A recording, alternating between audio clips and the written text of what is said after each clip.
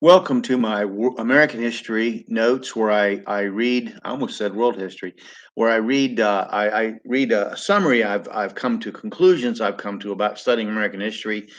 You won't have to agree with my conclusions. You might even be offended by my conclusions, but the fact that you have conclusions and an interpretation based on your study is great. That's what I'm hoping for. So it's great to disagree with me, as long as you are doing it based on something you've studied. Rather than just somebody else's opinion you're parroting. All right. So let's begin. I'm going to take up here the English. The British had decided to update the King James version, which and I've spoken in other venues about how Philip Schaff had said that most people consider Protestants consider the King James Bible the inspired Word of God. So they're going to update it, but then the people that they choose to update it have another plan. The plan is to change the Bible from the manuscripts that it was translated from to different manuscripts and make a different New Testament. So this was led by Anglican bishops Westcott and Hort. They masterminded their replacement for the King James Bible called the Revised Version. And there was an American committee headed by Philip Schaff, a professor at New York's Liberal Union Theological Seminary. And they had to wait 14 years to publish their own version of that new Bible called the American Standard Version. That became the New American Standard Version and that kind of thing. So the American Standard Version, the ASV, came out in 1901, several years after Philip Schaff's death. According to Philip's son, David, in his biography of his father, one of the requirements for being a member of this committee is that you could not believe that God inspired the ancient writers to pen the Bible. He attracted such men as Dr. James Strong and the ever popular Strong's Concordance fame, whose concordance is used widespread by Christians, although often attacked by scholars for error. The ASV, as it was called, was revised to become the Revised Standard Version, or RSV, the New American Standard Bible or Version, or NASB or NASB, and then Kenneth Taylor's The Living Bible. It has also been used by Jehovah's Witnesses under their New World until their New World Translation came out. Philip Schaff had been charged with heresy by his own church, but was acquitted. He went on to become an historian of note, and I still use his well-researched History of the Christian Church, which is free online. It's a great source for studying Christian history, although biased toward the Roman Church. The spread of acceptance of evolution as dogma among the intellectual elites, in spite of Darwin's own self doubts and the rejection of the faulty theory of evolution by many scientists of his own day, disturbed a great many people of faith in America. And it's a shame because Pastor DeWitt Talmage, famous pastor I've mentioned, he wrote a great sermon, The Guess of Evolution, and he actually presaged many of the objections that even today people who object to the theory of evolution, the errors of it. And there was a lot of scientists at that time who just simply dismissed it. It became more of a political thing because it became a rejection of traditional Christian faith.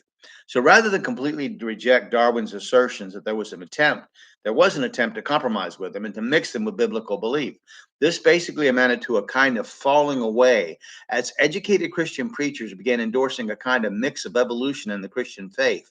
Now, the term fundamentalist wasn't coined until 1920, according to a couple of sources I read, referring to those people who stood and fought for the quote fundamentals of the faith. Fundamentalism was laid out, though, in the late 1800s in the 14-point creed of the Niagara Bible Conference, which was an interdenominational meeting of scholars and preachers who stood against the creeds of modern science and philosophy. The creed of the Niagara Bible Conference was the platform for Christian fundamentalism in America. While fundamentalist belief stood firm when the postmillennial, that's resurrection of believers after Christ's millennial reign, and amillennial, no reign of Christ for 1,000 years, or Christ is already reigning, and a millennium just means a long period of time.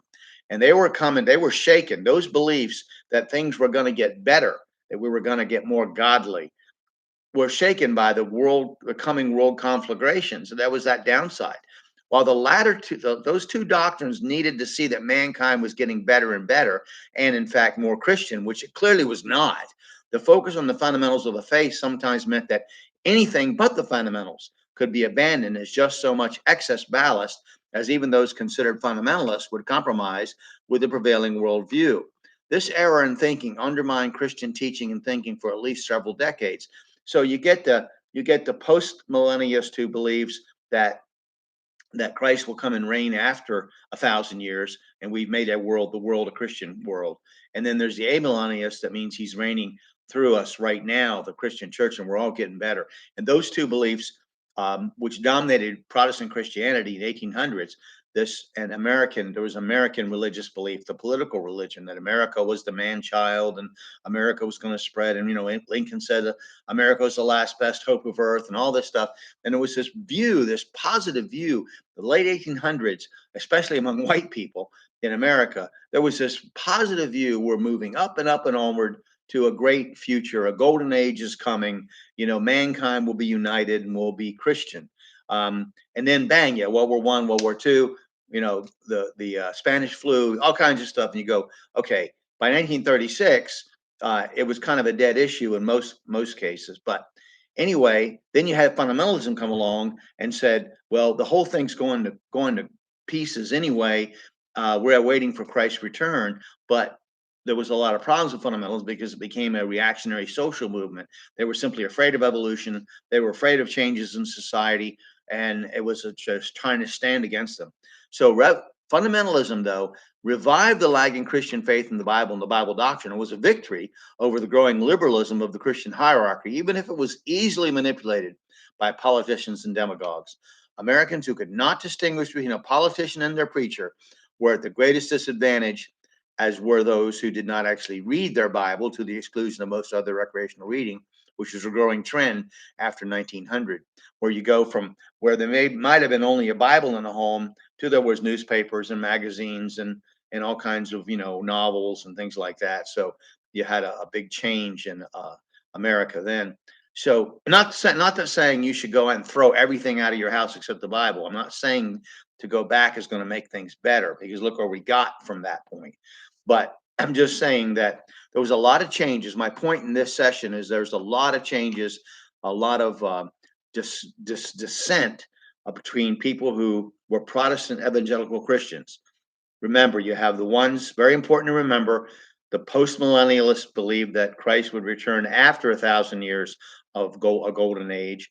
The amillennial, Christ is reigning through us right now, and we'll create a golden age. We're getting better and better and better. I'm feeling better, like the character in the Pink Panther, the inspector. I'm getting every day. I'm feeling better and better. And he wasn't. He was crazy as a loon. And then you had fundamentalism come along, and it was like, oh, the world's going to pieces, and all of this is garbage. And there was a fear there of evolution and things like that. So we'll stop there and talk about industry and labor unions and the end of the American frontier next. And I thank you for paying attention. I hope that you come to your own conclusions.